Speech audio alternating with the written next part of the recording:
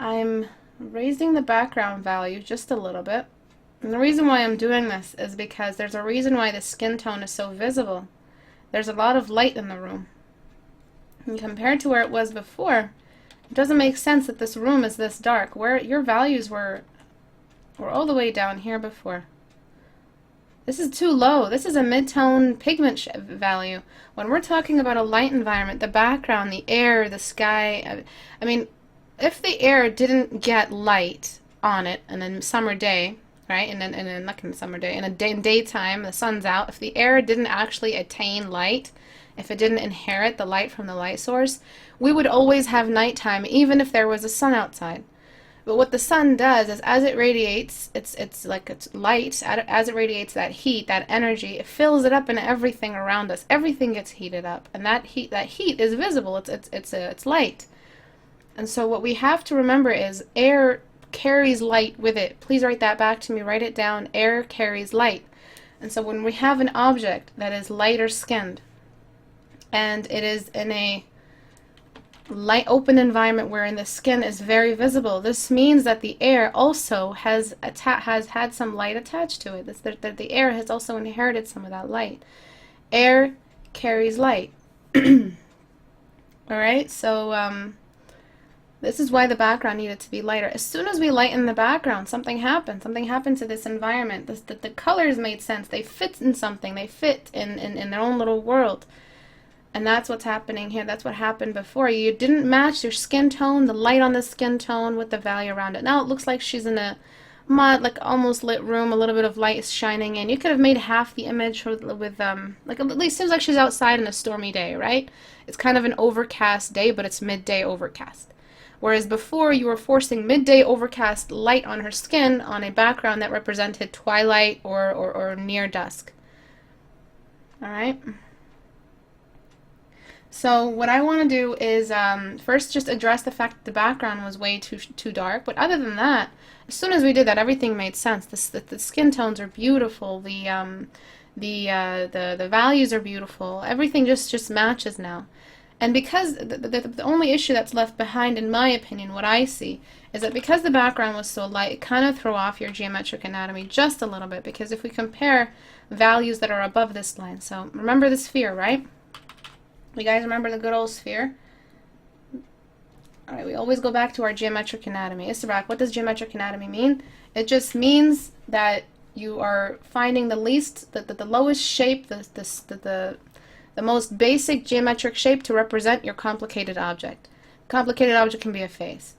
So let's break it down to its most essential shape in this light environment. So a sphere, right? So there's the base tone, and then there's the shadow, and this is the exact kind of light environment this ball is in. Alright, and the light shining on it on a 45-degree angle. My brother's calling me. So, it's okay. I'm in class, Habibi. You just called me while I was live. Say hi to everyone. Sorry, that was my brother. Okay, so what sorry, back to this. So the light environment right here, I'm just copying the exact same light that's on the face, building it up like this. So let's see, whoever the artist is for this, I'm so sorry I didn't look you up. He says hi. My brother says hi to all of you. Oh my gosh. Oh, my little brother, he's so cute. Okay, so when we're looking at the cast shadow here, right, so we created the exact equivalent light source situation. We're going back to our geometric anatomy. This is what it means to think about geometric anatomy. And we're asking the question, but beneath this circumference line, right over here, beneath this line, we have the core shadows start. This means that values like these don't belong up here, but look at what happened. Values like these are up here, and that's not allowed. That's not permitted, because the geometric anatomy is indicating that the light has reached the sides of these faces. Yes, it's part of a cube, so it is cube-like. It's not a perfect sphere. This is the least common shape. I mean, the most common shape. This is the lowest common denominator. to represent this complicated organic object that's a combination of spheres and cubes and skeleton and all this other kind of stuff. But still, even if it's cube-like on the sides of the head, we do not break the rules of the geometry. The rules of physics say that this top half in this light environment should be much lighter. So I'm just going to use a lighten layer. And when we do that, we get back that three-dimensional light environment experience kind of thing, where we have light that is carrying air that is carrying the light, reflecting it back on the object. This top half of the head is actually in some of the most light. The forehead is in the right spot. So if anyone was ever confused about what I mean when I say light environment, this is pretty much it. And the darkest value belongs on the chin, and the curvature of the chin away from the light. And this means that even these areas here are not as dark as this area. All right. So who painted this? Are they in the audience with us right now? But every time I say that, I feel like I'm in a seance every single time. Are you with us?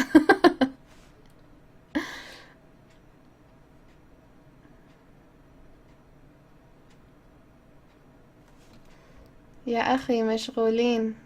لو أيوة مشغولة بالصف.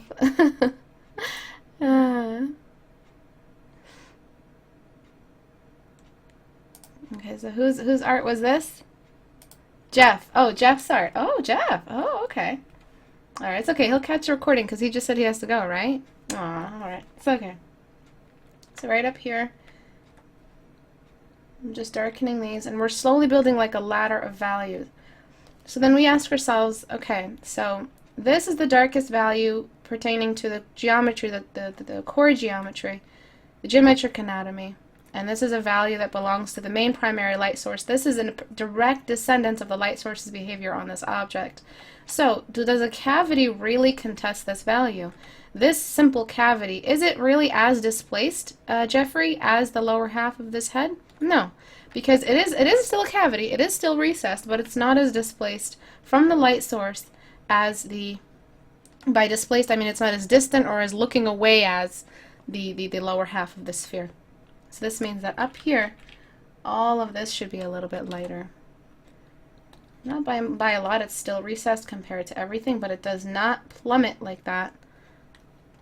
Exactly. It was so dark, it was nearly as dark, or contesting the shadow of the pupil of the eye. And that's problematic. That's always problematic. Always avoid that. When you choose the dark spots, we choose them for a reason. And then finally, the dark spot of the nostrils is too close, or the cast shadow is too close to the nostrils. When an object casts a shadow, it now no longer belongs to the object casting it. It belongs to the object on which it is cast. By belongs, I mean the object that receives the cast shadow changes the behavior of the cast shadow, making it lighter or fuzzier or more prone to subsurface scattering, etc. Okay, so all of these are representing a more kind of consistent light source environment. The neck would receive just a little bit more shadow. Just a little bit more light, just a touch. The sides of the neck are not as displaced as the pocket here between the chin. So the sides of the neck are getting just a little bit of light. But the neck is very different, like in every time it can be interpreted differently, the shadow on the neck. So mostly the biggest issue right now that I see with the neck, it just bothers me when I see this, but it's not like a problem or anything. I just like seeing a spherical neck like that, just to remind you guys that it is cylindrical and it is based off this shape. But I feel like the neck in general is too dark. So I'll keep that there.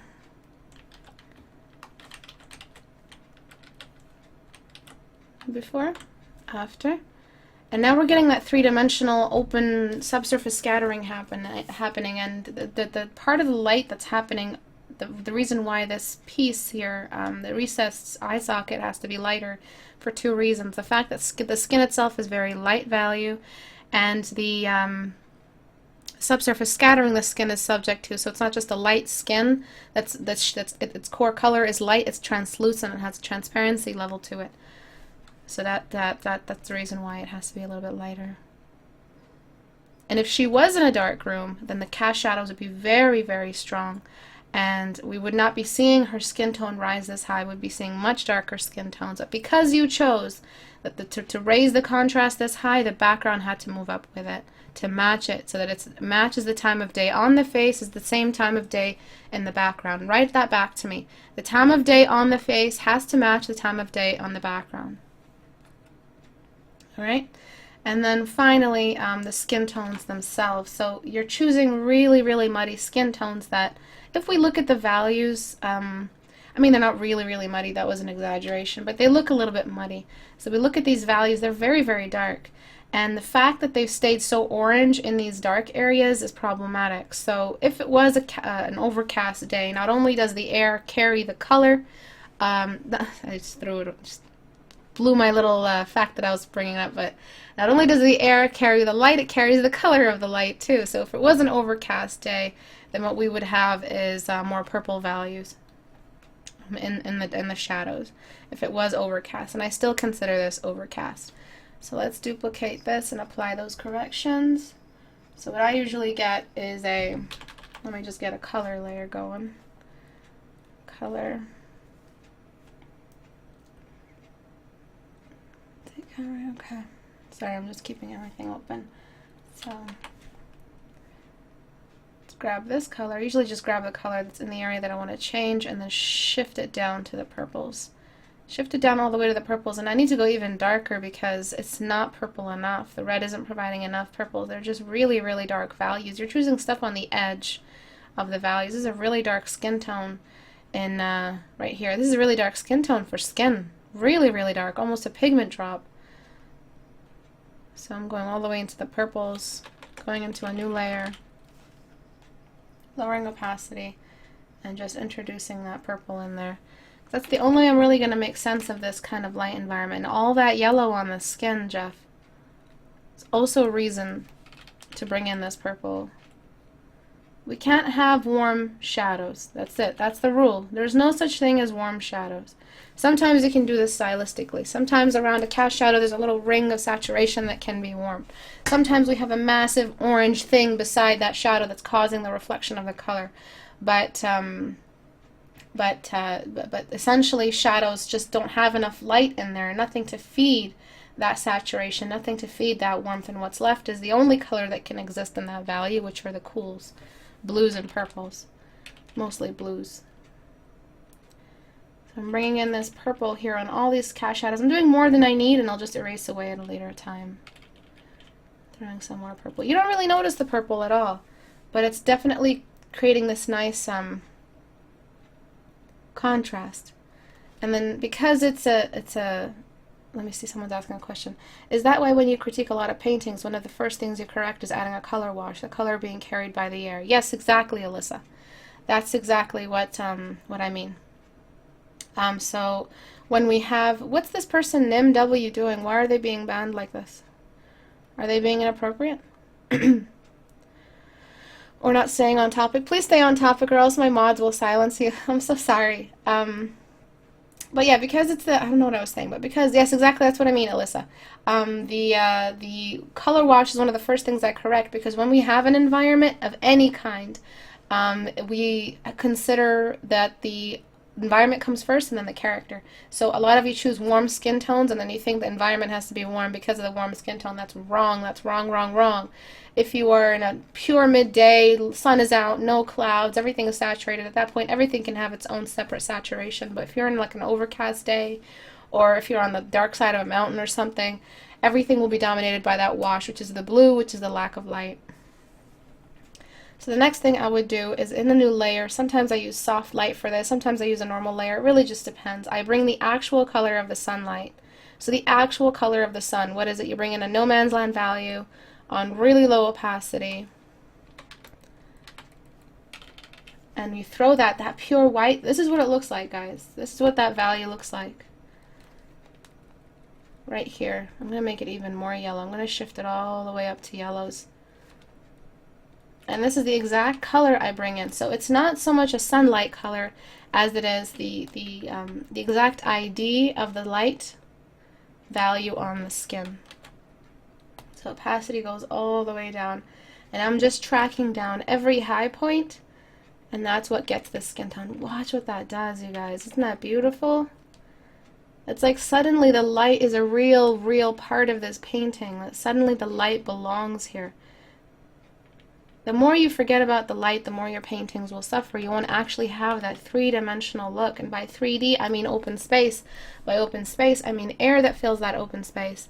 By air filling that open space means the air is carrying both the color and the intensity of the light source with it. So look at that. Now there's a reflectivity and a real presence of the light source. And it always moves down in succession. So we have the forehead being the brightest point, and then the cheekbones, and then the nose, one of the brightest points, contesting sometimes the forehead, and the chin being the least. Alright? So this is what, when we get like these mods on Skyrim, this is pretty much what these mods are doing.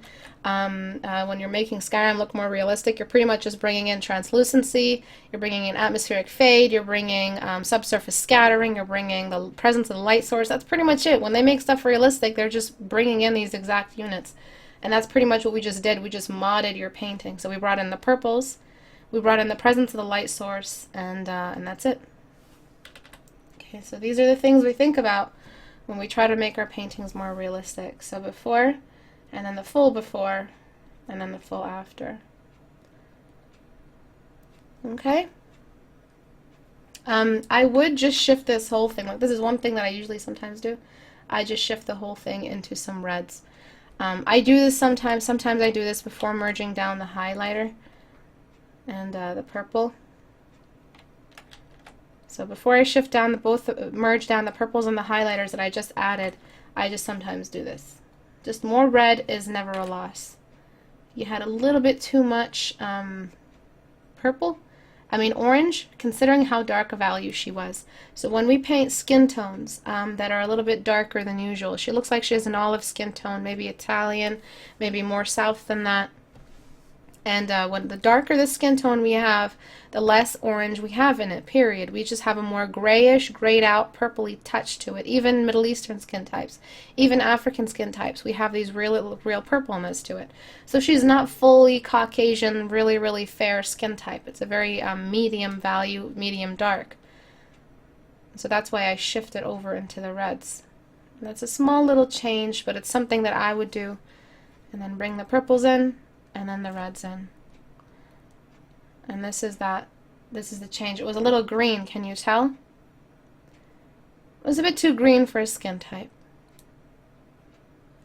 But it's an option. I mean, I can just do the full before. Oh, whoops, I fucked it up. I'll do it again. It's just a simple shift. So before, after. Before, after. Okay, it's a small touch. If you don't like it, you can have a little bit of both mixed with yours and the red change. But I think you definitely need a little bit of red. It's just a little bit too green for a skin type, especially because you started off so dark. Your value started off really dark. Very green. And then just too dark overall. It was like, this is how the model would look like if it was in Maya while you were still modeling it and messing around with it, and then you started actually bringing it into its environment and included all the values and stuff. Okay, so those are my little suggestions. They do tie into the rest of the theme of today, which is light environment and considering the light source first. Remember that white layer that I added of grayscaling? Always grayscale your values. Ask yourself, am I even on the right part of the grayscale spectrum? And move from there. So this again takes me to my point here, which is anywhere where we have values that are not being touched by light, have a purple version of them, period. So here you have an actual purple that's way too saturated. So what I would do is I would just get the sponge tool and desaturate, and I'm just going to desaturate all of this. And this girl's skin here, way too visible. When you have a character that does not have light on them, and they are naked and they are a human. And skin types and skin have a yellowness to them, and there's not enough light to feed that yellow. What are they doing looking yellow in a shadow? There isn't any light to feed that yellow. So what's the nearest value that looks like skin that doesn't have yellow in it, that's the closest to the light, that lightness, which is a gray. It just turns into a gray kind of purpley value. So I'm getting rid of all this excessive saturation. Yes, I'm thinking like you're bringing in these values because they're stylistic, but your greens here, everything was too saturated considering there wasn't even light touching them. You can leave all the greens as a yellow green. Let's talk about green for a little. You've got yellow greens on this side, and you've got greens on the blue side.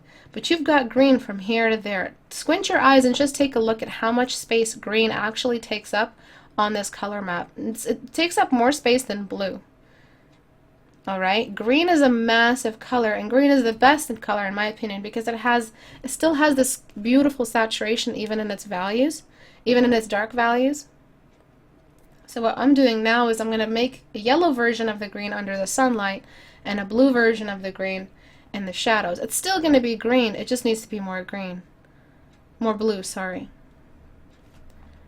So I'm going to go to the color layer. Where are you? And I'm going to throw that color on top right here. It's still going to be green, trust me. I'm going to throw a little bit of that green on the ground. And I'm going to throw some of that blue-green on the trees here. It will not have a green that is yellow under this kind of shadow. It just will not. Another thing that you need is the trail of the light. The light actually has a trail. You're in a thick jungle. There's all kinds of particles in the air, and they're going to cause this visibility of the light. So I'm just going to do a quick little. This is a nice little trick. It's not even a trick, it's a real thing. And it explains why her hair is on fire up here and why her hand is kind of just messing around with the particles. Even drew the little particles. There you go. Alright. And we have this end of the canvas tie in with this end of the canvas, but I'll read the questions in a second, you guys. But this end of the canvas, when we get rid of those little flowers, which are not going to carry the composition, these are tiny little specks, these are tiny little details. You need a real unit to carry this entire half of the painting. You need something else over here. This is empty, and the light is shining on it. What you could have done is have her sit in a different way, maybe laying down with her hand on the, causing a little shadow, cast shadow in the sunlight ray, something, but you clustered everything on this half of the painting and you left this pretty much empty. This is not a point of interest. These are not points of interest. They are not of any significance. They're just background pieces. Alright. So if her hair was on fire like that, if her hair was so illuminated, this is the reason why it was illuminated. We need the presence of that light ray. And that light ray that is a little bit green, I might just warm it up just a little bit more. You can keep it a little bit more green. You can make it a little bit more white and blue. I think this one's really, really cute. This bluish version of it. Purple version not going to work because that's a value. That's a dark value. So from here all the way to here you can use this value. Because we already used the blue and it's a thick jungle, I'm going to go for the blue version of the light, just because the light environment is more blue. We're seeing more blue-green than natural greens.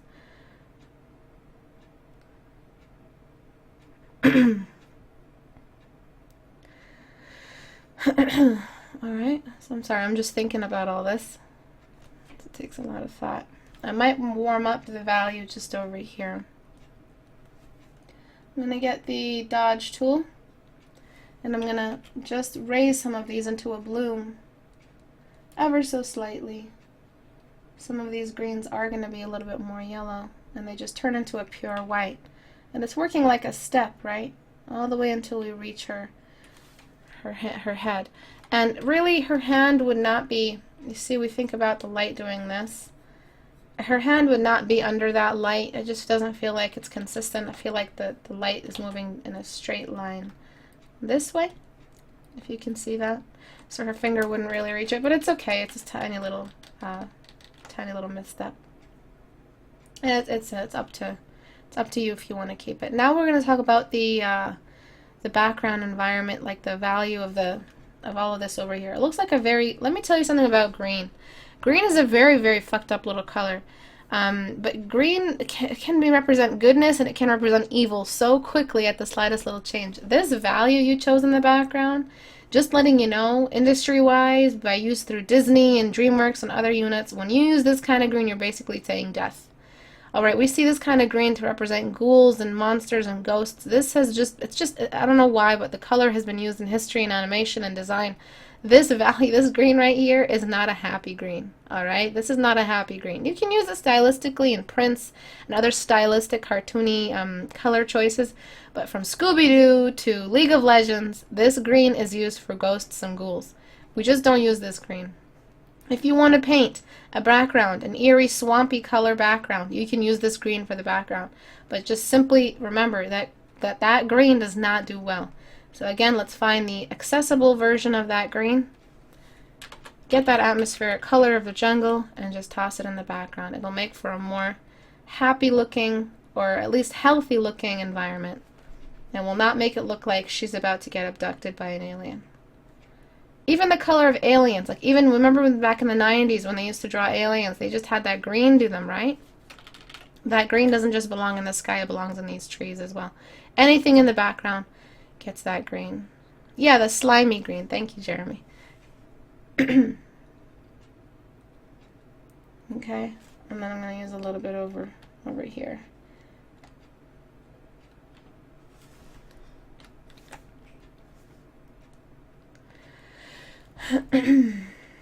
I feel like she's not touching the branch anymore.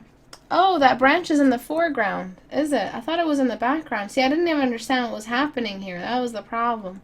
Your values early on, this branch was all the way in the background because it had background values in it. So before, after. It had background values. It was belonging. This tree here, this piece, was not as saturated as this, as dark as this. If you want, look at how washed out it looks. This is very washed out compared to this. If you wanted this branch bit to be on the same level as the ground, as the soil, it has to have the same saturation level as the soil. I didn't even see that it was part of, because it felt like it was in the background. I'm not sure if anyone else saw that. So if it is in the foreground, we're going to give it some illumination, going to give it the warm value. It's going to travel all the way on the front part. Like that. Sorry, I didn't even see that part. It's just red so far in the background. This value of this has to be the same value as these, alright? Objects in the same distance share the same contrast. Please write that down. Objects in different distance levels share different values. So objects in the background their values are less contrasted and more faded than objects in the foreground. So if you wanted this to read like it was in the same level as these little pieces, right above them, under the ray of the light, it had to be way more contrasted. That explains why her little finger was glowing. I didn't understand. Maybe it was like magic or something. Alright, so let's take a look at what that did. Same level, same values.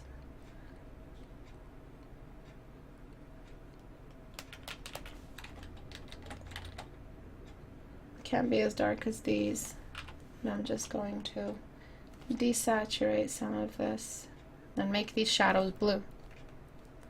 So color, shift them all the way up to the blues. It's so dark.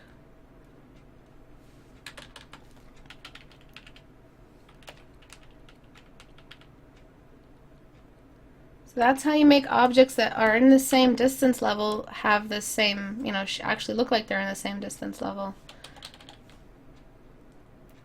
Alright. So now the background is a little fuzzed up and part of the...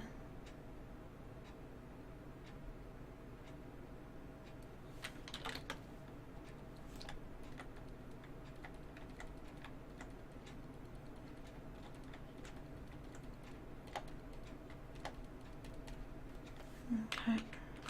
And then select inverse. And then just illuminate that. is all this from here to here. This is all highlight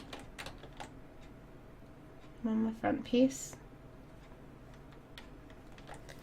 Thing is, now we have thrown something into the foreground with her, and it just still feels like there isn't enough. Now let's talk about this for a little bit. Let's see if we can cast some shadows. I'm going to go into darken layer. I'm going to grab this value, and I'm going to throw this value like that. I'm going to create a cast shadow so we can stop this. See this frame? This is throwing off the composition completely. We need to get rid of that. Just like this, it'll still look like there's depth in the background. It'll just look like there's thickets of jungle before we get to see the background. And now this is more redirected the attention back to what's underneath the light ray. And then herself, she needs to go way darker in. And we need to get a color and just throw her into some cools. Because right now it's a fight between all this green in the jungle. It's a fight between blue-green and yellow-green. Whenever you're doing a jungle, just remember it's a fight between blue-green and yellow-green. That's it. It's always going to be that fight. Shadows have a blue-green and lights have a yellow-green. She just doesn't get to be red. She doesn't just get to be red and all this green. The green is the dominant wash. Supported or rivaled by the light source. Okay. So if you had little pieces here that got some more light, if the light ray, it's not just in one area the light can reach, sometimes you have little pieces here that get some light, maybe some flowers or something that's getting some light on them, that are in the foreground that are super dark. Something like that, and they're getting just a little bit of light at their tops. Something like that might help the painting along, just to fill that space. But these are some of my recommendations for getting this to read a little better. Okay. So when you draw a landscape, you really gotta rethink. You gotta rethink a lot. So you gotta organize. Sketch out where you're going to put everything. You got to do the staging first. Staging always comes first. Staging means that you're thinking about the light source, you're thinking about the horizon line, you're thinking about everything. But just take a look at the before and after. What's that purple doing there? When did purple, why is purple allowed in here? Why did purple come before blue-green? You know, why did purple come before blue-green? It's not possible. You have to go through the doors. All right? How did we skip all this and then go straight into the purple? For the shadows. When we're talking about jungle, we either have blue-green shadows or yellow-green highlights. That's it. And everything else just falls under those rules. Reds don't get to be red as they wish they could.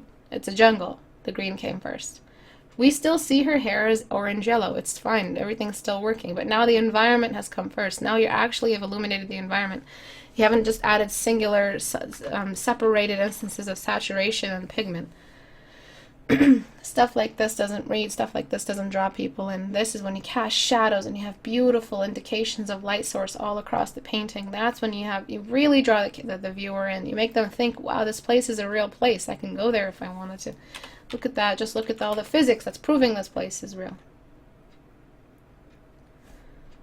Okay, so I'm just going to connect that just a little bit more. I'm not sure if it's needed. It might not be needed. It's just at this point you can just push and pull until everything feels right.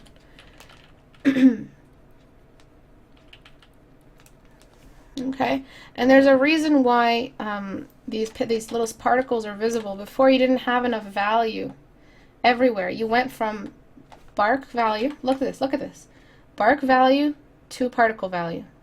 Bark value to particle value. Why are these particles visible if it wasn't for this big ray of light?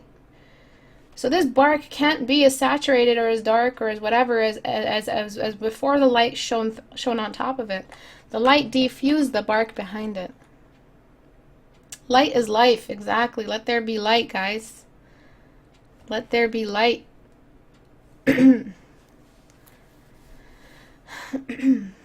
The reason why maybe that's happening, so someone said, I think the light at the left catches my eye first, and then I discover the right of the image, which is nice. It's a nice little adventure for across the canvas, but you can always do a little thing like that, where you're either representing like some kind of thickets or framing the image. We've talked about this before. You're allowed to frame your image with a general soft light frame, so you can refocus all of the main attention back towards. You're not caught in the corners or tossed away in the corners of the painting. But you're still allowed to have this. This is fine.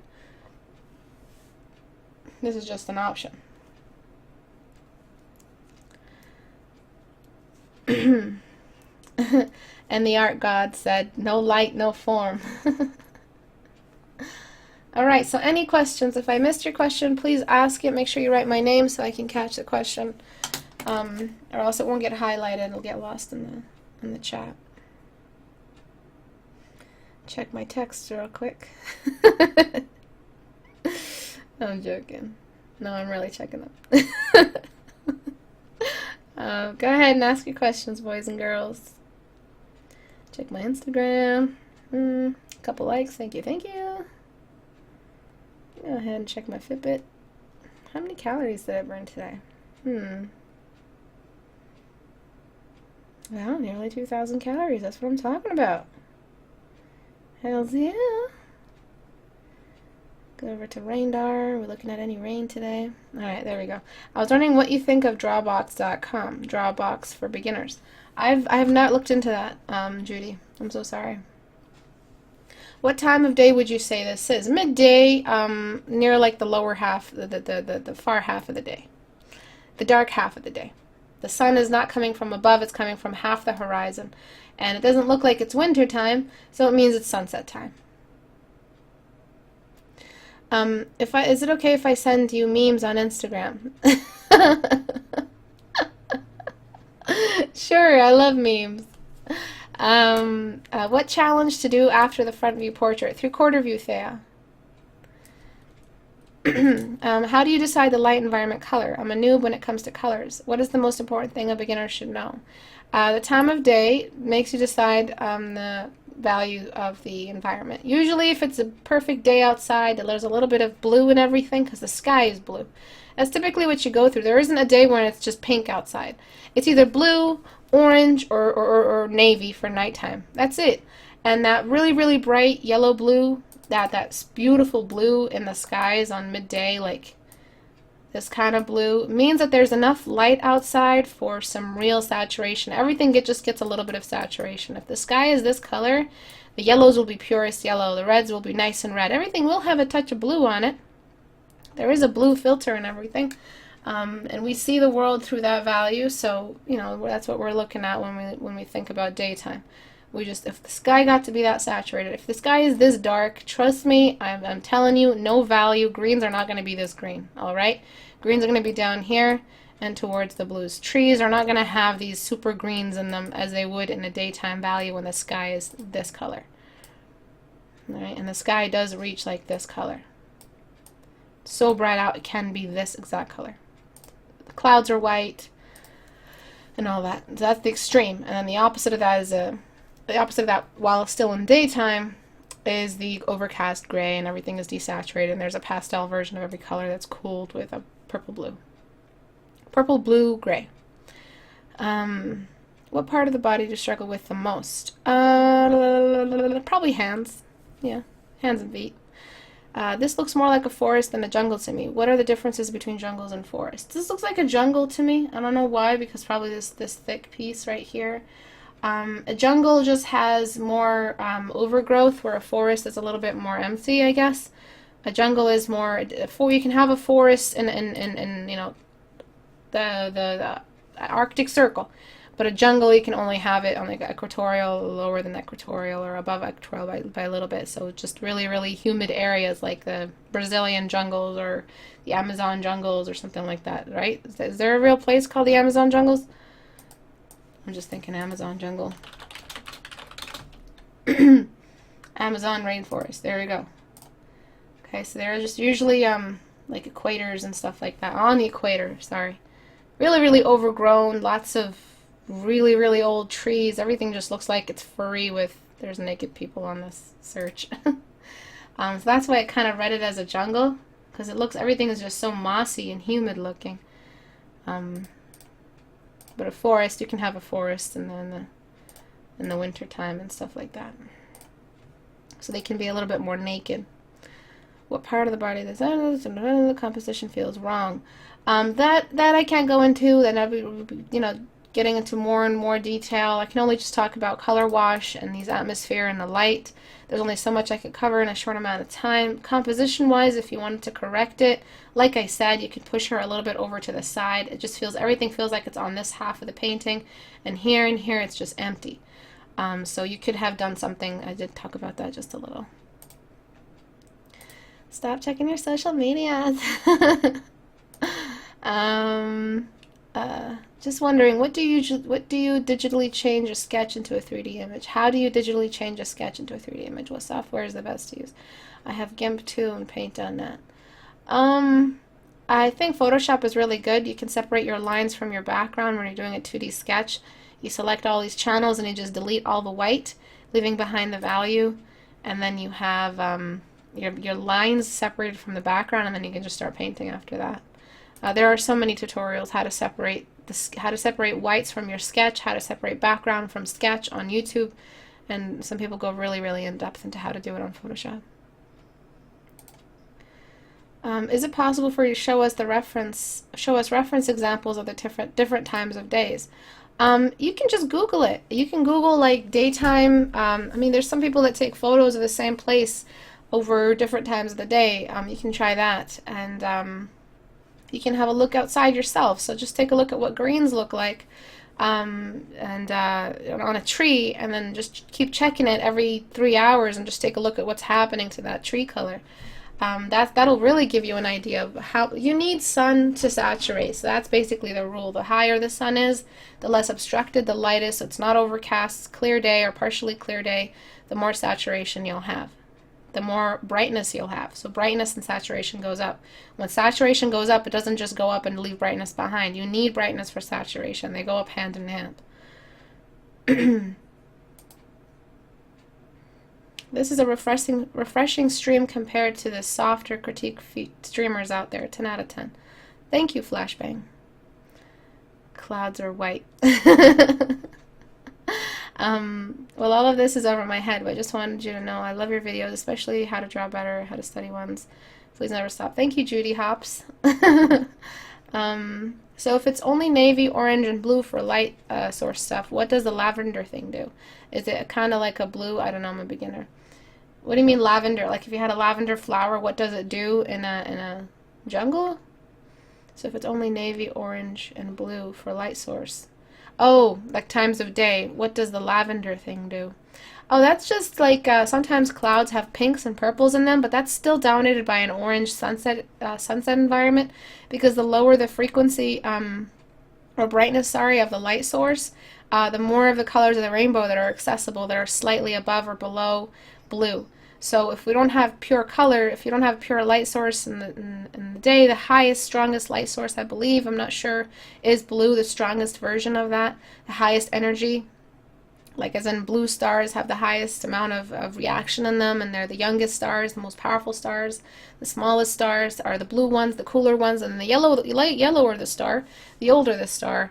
The weaker the star, the less bright it is. So when we're talking about the day being pure blue outside, and the light and the air capturing that bluest value that is being saturated by the amount of sunlight, anything below that, all the way down to orange, which is very weak compared to blue, just basically is reflecting the fact that the sun is going lower on the horizon and the light is getting weaker and weaker on our side of the planet. So that whole blue lavender thing, that real phenomenon, weird little phenomenon that happens in the clouds, it's just an example of what's being reflected in the sky, the humidity level, whether or not there's storms coming and stuff like that. Are the particles in this image light sources? No, they're just like little jungle particles. That's why I thought it was a jungle, because this happens a lot in jungles. I suppose we're going to have to send my question. What to do if you feel like you are stuck on the study you are working on and don't seem to get better? You just keep doing it, Anna. That's what mileage means. That's what enduring it means. There isn't a what to do list for every step of the way. There's parts of the way on being an artist and studying that you just don't have a manual for. There's a lot that you have a manual for. This whole class is a manual. But there's areas where you're just gonna have to be able to endure the pain that comes with it. It manifests differently between artists. We all have different flaws. For me, it's patience and inspiration. I'm very difficult to inspire. So that's what I find is the hardest bullet to bite is just sitting there and being inspired and just wanting to draw something, or drawing something that I want to draw. So that's my personal struggle. But if you have like a bad work ethic, if you're lazy, if you don't like homework, if you've never had a good relationship with downtime, and actually sitting there and working and not doing anything else, or if you have an issue with focus, if you have focus issues, if you do have like diagnosed learning disabilities, all of these are your own personal struggle that I don't have a manual for.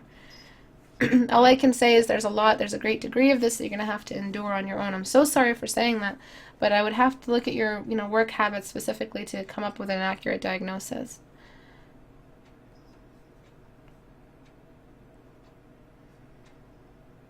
Istebrak, to make my shadows the right color, can I just go right into the blues and paint it in low opacity over my shadows? That's a tricky little thing to do, Jeremy, because blue isn't going to do what that color is going to do in that shadow. So for orange, when orange is in a shadow situation, it doesn't have light enough to reveal its value. So you can go into blue because orange and blue counter each other. What you're going to have is a gray. But green, you can't just throw a blue on top. You really have to go into the right kind of green that's happening in that situation. Red, you can't really throw a blue on top. Sometimes red still stays a little bit peachy. It's definitely not orange red in the shadow, but it is a bit more of a red, purpley red, but it's still red, so throwing that blue will just turn it into purple too soon. So you're going to have to individually go into every color and ask yourself, what does this individual color do when it's being not fed by light? There's two things that make it cooler: the blue wash in the air and the fact that there's no light. Ask yourself which is doing the most. Is the air even humid enough to carry that much blue in it? So do I get the blue first before I get the dark version of that value in that shadow? Istebrak, is there a good way to self-critique? Stay away from your painting for about 30 minutes after the first 2 hours or so of painting and come back to it. Flip your canvas. And then move the canvas around, put it upside down, right side up, whatever you have to do to interrupt your vantage point. That's the best way to self-critique, is to literally interrupt your vantage point. That's why it's great to have critiques, because you're going to automatically get someone who will always be displaced from your vantage point. Someone, a whole other mind, a whole other human being entirely to come in and tell you what's wrong. But if you don't have access to another human being, which is really unfortunate, you can just flip your canvas, make sure that you're grayscaling, do everything you can to reintroduce yourself to your painting as if that was the first time you saw it. And flipping the canvas is just one of the best ways. Walking away from your canvas and coming back to it is a really good way as well. This Who class is a manual. This class is a manual, yeah. Istebrak, please give me some advice for time management for study. Whatever example I tried to study, like I tried study like anatomy, this takes too long and I can't do other things. Curious,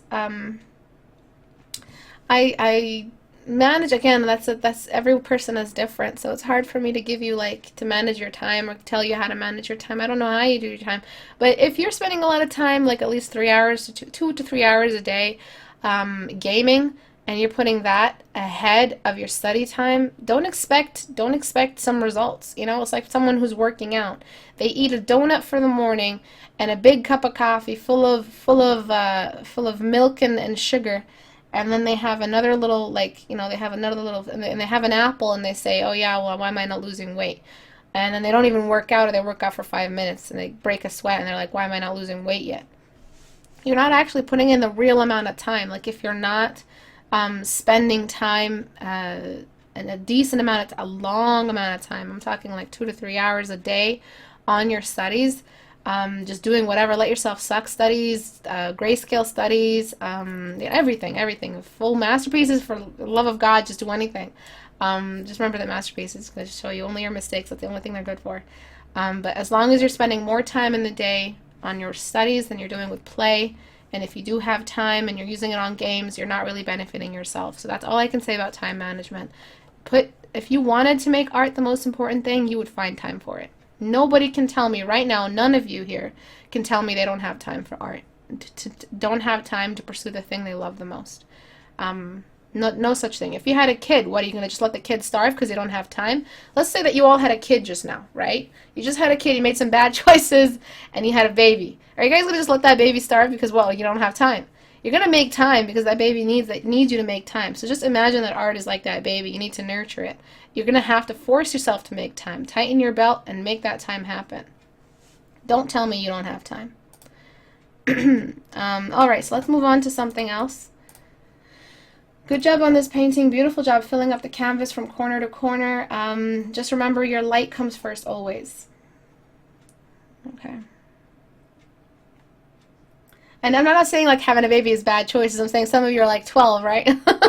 Some of you are like 14. I mean, if you're 30 and you have a kid, good for you. If you're 25 and you have a kid, good for you. Congratulations. I'm just saying, like, if you're 12, because I know some of you here are really, really young, like you're 16. Please don't have kids when you're 16, please. Just study some art, and then you'll be like 25, 26 one day, and you'll have some babies. All right, you'll be able to give them some food. And by that time, you'll be really good at art, so you don't have to share your time with your little baby. I would eat the baby. Work like you have a baby, exactly. Art is the only baby I want. Feed that baby, guys. Alright, let's move on to this. So this is an example of two clashing light source situations. And you've got one secondary light source and one primary. So which one is the strongest? We've got a sun in the painting. We've got a sun inside the painting. Oh no, what happened? So what we got to do is we got to get rid of this sun. If you want that sun in the painting, buddy, this sun. There is no light. No light is ever going to just be this value. Light is a no man's land value. Write that back to me. That means that the sun has to be, it can't not be the brightest point. The sun is a diva, all right? It can't not just be the brightest point. It needs to be the most celebrated, brightest piece of whatever in your painting, all right? If that's where the sun is coming from, and we've got a sunset, yes, it's going through a lot of smog and a lot of stuff, but it's still the sun. So what we got to do now is we got to treat the sun like it's passing through a lot of smog. This value alone has done that. It's not super bright, it's not white. I'm going to smudge it out just a little. So this is what would happen if we had the sun. A good photographer never takes a picture of a sun, all right? So if we're talking about, this as a photograph, always think of your painting composition as a photograph first. So you're framing, you're thinking about framing. But yeah, a good photographer never does that shit. Alright, so I'm just casting some shadows right here from the sunlight. Let's just show you what happens when the sunlight is the main point, the main light source situation. The only way to save your painting so you don't have to do a lot of new work is getting rid of the sun, because that's the only way you're going to be able to like get away with this kind of light source setup you have here. So let me see if I can even do this. Jeez. Alright. I'm casting some shadows. I kind of like this. It's kind of filled up the canvas. When we have that cast shadow, again, you never go wrong if you put the light source first. You never go wrong if you put the light source first, ever. So what I'm doing right now is I'm doing that. I'm putting the light source first. I'm casting the primary light source. Shadows. I'm doing the real stuff that represents the let there be light rule. After that, if I've managed to throw back the sun and hide it just a little bit and get rid of it slightly, I can get rid of the sun completely right now and just leave these cast shadows behind. I can still do that. Let me show you. I can leave some of these cast shadows behind. Maybe the sun is slightly above the window. But if we make this sun in here, this the brightest point in this painting, we will really have to do this. All right, we have to do that, and that is not going to let these show up. Have you ever tried turning on your street your car lights in the midday? You don't even know if you turn them on or not. You know, like your headlights. You ever try to turn them on in like a sunny mid-afternoon day in the middle of the summer at 2 o'clock? No, you wouldn't be able to see them. So so right here, this is the equivalent of that. This is a tiny ass little light contesting the sun. The sun is going to win. And so you're going to have to get rid of that. Sun, get rid of it completely. Pretend that it's up there somewhere and wherever. Blur out these cast shadows because they won't be that sharp without a sunlight causing them. Then you're going to have to think about the fact that all the shadows in here that are not being touched by that sunlight outside are going to have to be purple. So it's very orange outside. You have a great chance to really stylize this this complementary tone. So you've got orange, and you go straight for the blues, buddy. Just go straight for the, don't look back. Just go straight for the navy.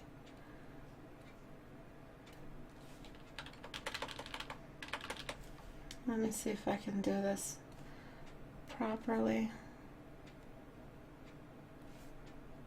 Oh, it's going to take a while. No, it's good. I'm done.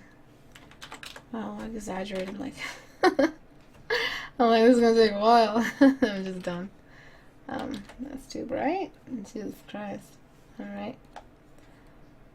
I'm going to just throw that into some purple. Grab that value. Always give yourself too much and then take away as you go along.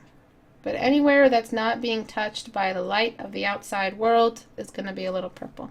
And that's going to introduce this value because this orange is pretty much just coming out of nowhere. And you can't have colors like that. Yeah, they happen in the real world, but we really need to introduce colors gradually. So I'm going to get a new layer, put it on color, grab that outdoor color and let it just sink in. And what's happening right now, what I'm feeling is like this background color is like, it's like threatening. You know, they're living in like this dystopian society and they have to deal with all these rules and this person is finding a way to undo all these rules. So the fact that these rules are seeping on the floor is really making me feel like, you know, I want to know more about this composition now. I feel like this, you know, reaches into everyone's homes, these dystopian rules or whatever, and this person is just like, you can tell they're a rebel. This is not normal shit that they're doing. Alright, so let's take a look at just these corrections alone, what they've done for the environment. So before, after. So that's good. We've introduced why this person's values are so, you know, blue, or they're so cool because they're in a cool room. But now we have to think about why this person is so bright. So now we have to consider that their primary light source on them, we have to treat this light here as the primary because they're completely looking away from the primary light source, that's the actual primary light source. So they're looking away from the primary light source, they're getting these shadows cast on them, so they have to start dark. And then when I erase away, I'm going to erase away as the secondary light source is revealing these pieces. So I'm very, very gently considering the primary light source and revealing the main geometric anatomy that's shining on this person. And then of course all the light around this object. But I really have to make it so that this object, this person's values are reflecting that this little technology is the primary now. And when we have a colored light source, everything it touches takes on that blue color. So nothing on this person is allowed to be orange. They're looking away from the orange. There's no more orange. And the main prime, have you ever tried turning like a blue flashlight on you? You turn blue.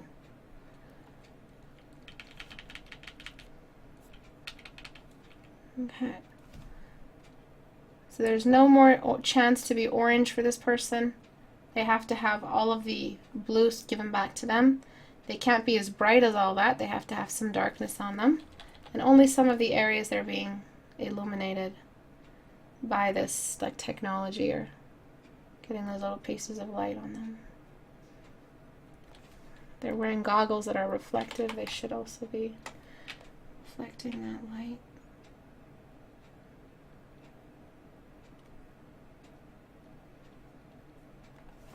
Okay.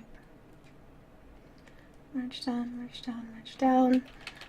And then there's the fact that because this room is now so dark, what we can do is now we can choose a winner for this contest. There's a background color of the dim dusk outside, and then there's this bright kind of technology doohickey. I don't know what to call it. We have to make sure that one of these is the winner in this room. In this room, the winner is the technology. But in the greater picture, the light is coming in from the outside. So we have to answer the question, can there be a sun or not? So we took out that sun, and we answered that question. Now we have to make sure that this object has the right amount of light to be treated as the primary light source in the room, though it is the secondary. So what it does is it emanates, and it throws its light around, like that. Now it's starting to feel a little bit more like an actual light environment. And that's what light does. When you start treating it in that order, when you break it down that systematically, you get real instances of like real believable light source situations.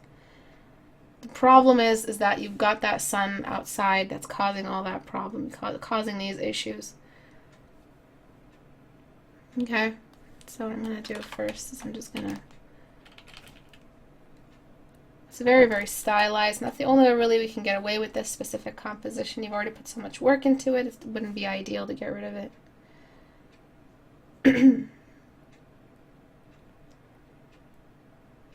Just brought down some of that purple because the primary in the room now is that orangey, that blue-green.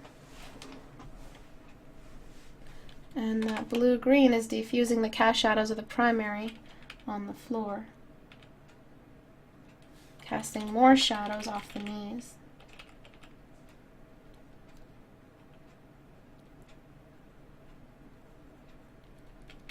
So you just gotta break it down. I'm going to desaturate the floor just a little bit. As a whole, it will desaturate that blue of the light source, will gray out the orange in the floor. But it will still have a touch of the background color on it. And then that cast shadow will get blurred out. Doesn't stay the same value.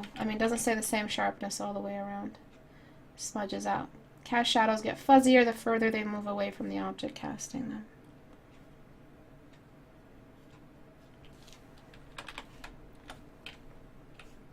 So lots of rules.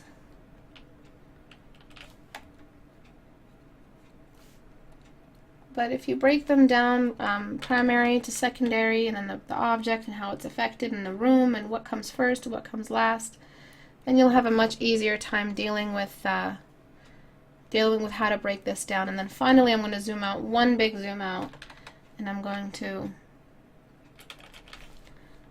get like a color dodge and make the entire lower half of the painting a little bit more bright and blue, and the upper half darker and more orange.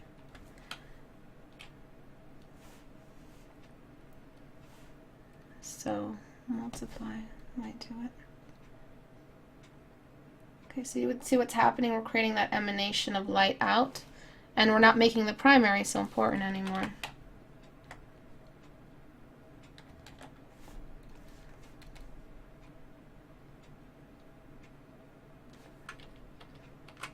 So we've chosen like a set rule, like a rule of what's going to be important, what's going to take over the painting, what is the primary, what is the secondary. Now it's canceled out some values, I can't use this. Color? No, I need the emanation that comes with that. Maybe I can just delete so I can get some contrast. The closer this object got to the object, to the light, the more contrasted the shadows will be. In the top half of the painting, again, we're going to get a color layer, maybe a gradient too, just for the stylization. And we're going to choose that orange, and we're going to get it to sit on the top half of the painting. So I'm going to choose that. Just like this. Alright, so see what we've done? We've separated them both. We've had some of the background leak in, but it's still, we're still thinking about primary and secondary, how they're fighting each other, and who wins in this room. Okay, so now it feels a little bit more like the light is realistic. This person is in a closed off room looking at their technology and whatnot, fighting the system.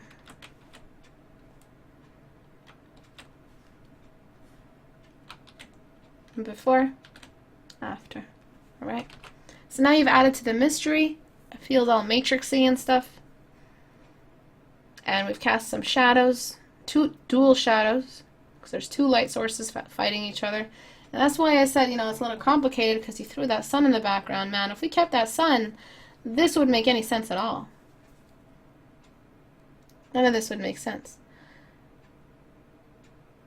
Yeah, very post-apocalyptic, yeah. Like dystopian society kind of deal. Right, you can't have these pure whites on the face in a pure dark room. Ask yourself, okay, let's break it down. The room was fully black. He opened the curtains. The orange came out in the background into the room. So a little bit of light came in. But it wasn't that bright because, hey, there's no sun. We got rid of the sun. So it's not going to be that bright. If this sun really was that bright, this whole thing would just go, it would just be all wrong. So we got rid of the sun. The light is coming in just slightly through the curtains, through the window, and it's still a dark room though. So then suddenly we open this lamp, and this lamp is pure blue. Everything that lamp touches is going to turn into blue. It's going to just emanate all around the room, and it's going to cast some pretty long shadows. It's a very small little lamp, and it's a lot of brightness. The object itself, that's, you know, if he has a yellow jacket, we wouldn't know, because the only thing that's going to be visible is the blue in that jacket. It's going to get grayed out or blued out because of the blue light source. Colored light sources make everything in that color. Write that back to me or write that down. Alright? Right, so that's when you have a blue light source, everything turns blue, period. You don't just have a dark room that's got one blue little lamp and it'll just be just blue only near the lamp. Okay? Any questions?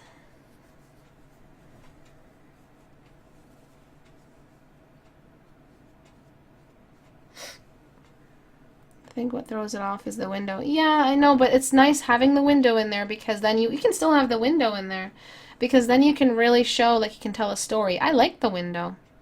I like, this is really cool framing. I like the window. I like that it's reminding me like how daunting and how much this kid has to fight against. You know, this kid that's trying to invade the country or just do some terrorist shit. I don't know, to cure the planet of these diseases. I don't know what he's doing against this post-apocalyptic stuff. But maybe he looks like the protagonist. He looks like a hero. He's got the goggles for it. Okay. Colored light makes everything that color. Exactly. Makes everything its color. And then there's the fact that his expression is just really just, I don't feel like doing this kind of expression. So you need to make him looking at he looks like he's looking at his finger or his watch instead of looking at the map that he's looking at. You know, the plan that he's making. So if we did a little thing like that, he's gonna look like he's looking at. We just need to show more of the white under his eyes, though. That's the problem. So we can't just use liquefy.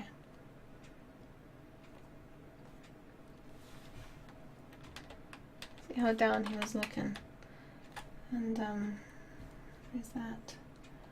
Lower that. We need to show the white under the eye if he's looking up. Is it a he? I don't know, dude. For me, it's going to look like a he, because it reads as a he. So don't get on my ass with that gender stuff. Take it easy. Take a step back. Take a breather. Make a smoothie. I saw a he. I'm going to look at it and say I saw a he. Alright. Just a little bit of white. Because of the tears. Not tears, like he's not crying, but it's just the white. Now he looks like he's looking at the map, and then his cheeks should be, his lips are just way too outlined. I read his makeup. So I'm just going to smudge away the mouth. Okay, so blue. Before? Blue. Before? After. Oh no, I like this one much better. Okay, yes. How would I test how a colored light would work in a picture? Just look at colored lights, yeah. Looks like a grill. Make a smoothie. Could be either to me. I saw a boy, I don't know why, maybe because all the goggle, you know, like anime characters, male protagonists had goggles and stuff, so that's why I saw he. So I could already pass the fact that we know there are two genders. Any sane person knows that. I don't know, Nikki, I don't know. Don't you think it would be better to make less blue light, even if we didn't see the guy as much? More dramatic way. I'm not sure. It just depends on how important this character is. Do we want to? Is this a single panel among thousands of panels in a comic book, or is this the front cover? If it's the front cover, you can't hide him. It's a front cover. But if it's between many panels, you can mess around with do go film noir on it. Istebrak, if you had the complementary color of the light source, would it be cancelled to a neutral gray to become the color of that light source? If you had the complementary color of the light source. On what? Would it be cancelled to a neutral gray or become the color of that light source? It would be cancelled and get some color on it. But like I said, if you had a colored light source, it makes everything that color. Everything. Thank you, Shiva. Reminded me of Steamboy. Yeah, me too, Helvetica. Alright, so let's do a couple more questions. Okay, so any questions? And then we can call it a day. I might not have time to look at this. I've got 10 minutes left. Did you just assume it's Thunder? Oh my god, I swear. If one more person asks me that question, seriously ask that question, I'm just gonna like... I don't know, man. I'm gonna show up at their door. Throw a water balloon at them.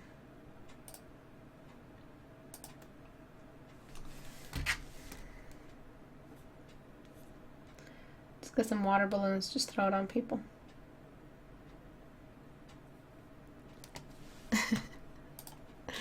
I'm just waiting for my questions. Check my social media stuff.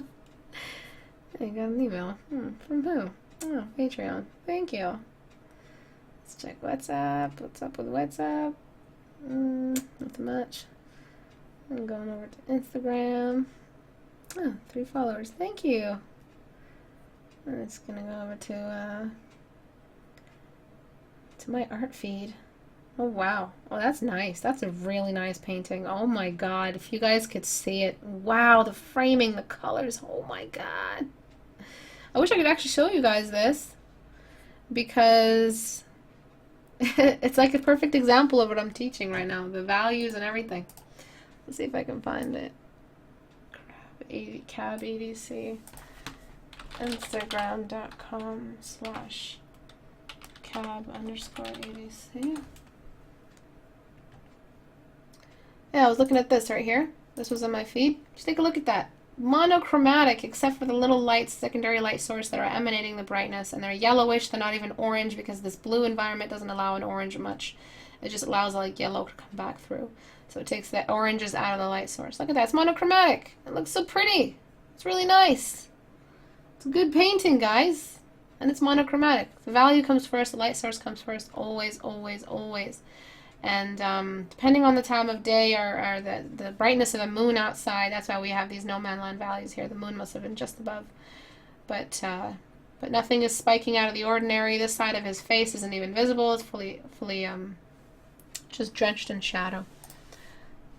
I don't know what these guides do. They just collect people's art and share them. Anywho. What's the name? I just showed it.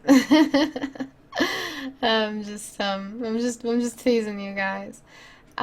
Did you just assume it's primary light source? Jeremy. What if I want Istebrak to show up at my door? I can make cake.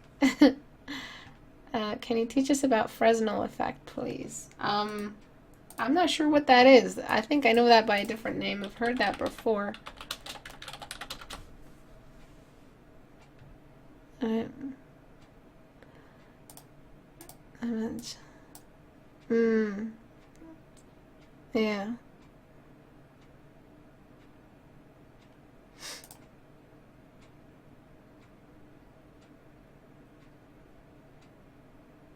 Oh, it's just distance. It's just one of the depth rules. It's a part of atmospheric fade, but it's not. It's the fading of objects through a translucent surface. Isn't that right?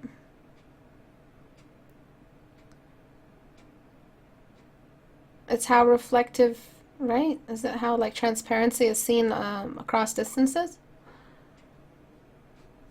It's really good for like it's like a modeling or modding language.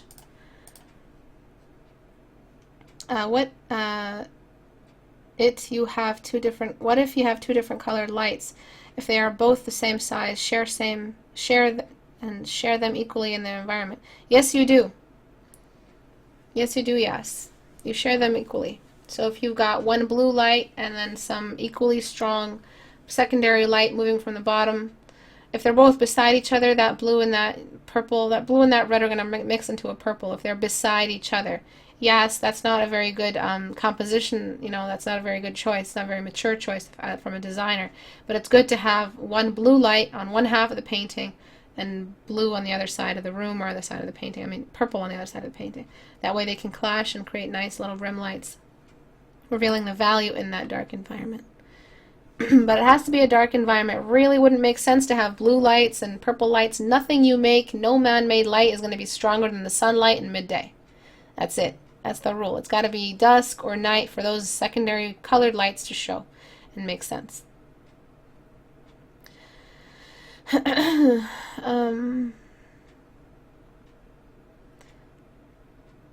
Okay, so I think that's it for today. Thank you everyone for joining. If you guys liked what you saw, just go to istebrak.com to join the community. So you just got to go here, click on this little button. Well, that's YouTube, sorry.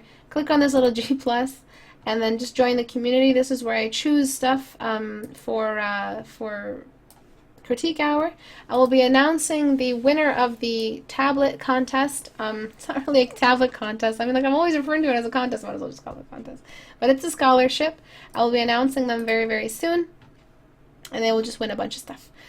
So I'll let you guys know by next week. Within the week, I'm going to be announcing them before the 15th. Probably announcing them on the 14th. And have a little showcase on their gallery and stuff like that. But that's it for today. The Floral Humanoids Challenge is still up. If you guys want to join it, if you have time to join it, please do. You'd win some brushes and stuff like that if you don't have them already. And you don't win the brushes because you joined. You win the brushes because you wrote good notes. So if you guys have some good notes, post them. I give out like 3 to 4 brushes a month for free to good note takers. Alright, and I think that's it. Thank you everyone for joining. I'll talk to you guys on Thursday at 5 p.m. Eastern Time. Thanks guys. Bye-bye.